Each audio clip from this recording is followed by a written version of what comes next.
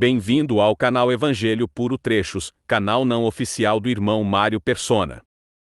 A sua dúvida é se Deus criou o mal e por que ele teria criado o mal.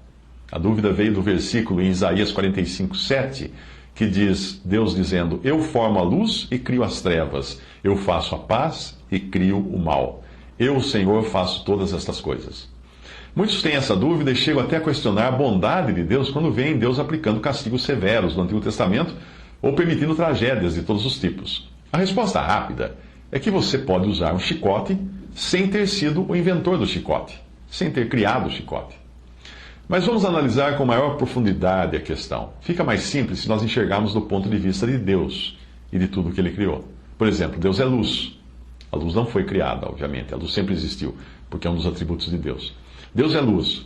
E as trevas? Bem, as trevas não existem. Trevas não existem. O que são trevas? A ausência de luz. Assim como também frio não existe. Sabia disso? Que não existe frio? Quando sua esposa reclamar do frio, diz para ela que o frio não existe. O frio não existe. O frio é simplesmente a ausência de calor. E a leveza? Leveza é a ausência de peso. O vácuo, existe vácuo? Não, o vácuo é a ausência de matéria. E assim por diante. Se Deus criou tudo bom, e assim é o testemunho de Deus acerca da criação, de onde vem o mal? Da ausência do bem, da ausência de Deus. O mesmo raciocínio você pode aplicar ao pecado, que não é algo criado por Deus, mas é a ausência do princípio de autoridade e domínio de Deus. Por que o homem pecou? Porque ele saiu de debaixo da autoridade e do domínio de Deus. 1 João 3,4 todo aquele que vive habitualmente no pecado também vive na rebeldia, porque o pecado é rebeldia. As versões inglesas mais literais, como de John Nelson Darby, J.P. Green e J.M. Young, definem pecado como lawlessness, que seria a ausência de sujeição a Deus ou insubordinação.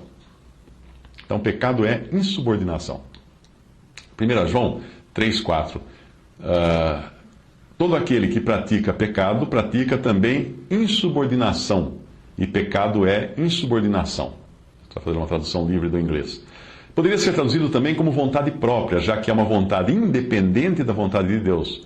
Ou pode ser traduzido também como a ausência do princípio que governa, isto é, Deus. Em suma, tire Deus do banco do motorista e você tem o pecado.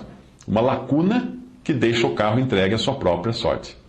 Existe no universo a lei da gravidade e outras leis que mantêm os planetas em suas órbitas. Imagine um universo livre de todas as leis, lawlessness, e você tem um caos. Você tem um caos, um universo independente, onde os corpos são independentes uns dos outros. O ser humano fora de controle é o ser humano em pecado. O homem nasce com um defeito, uma peça faltando. O homem nasce sem motorista. O homem nasce pecador. Quando nós entendemos isso, fica mais fácil, muito mais fácil compreender que Deus não criou as trevas, mas que elas surgem onde a luz é rejeitada.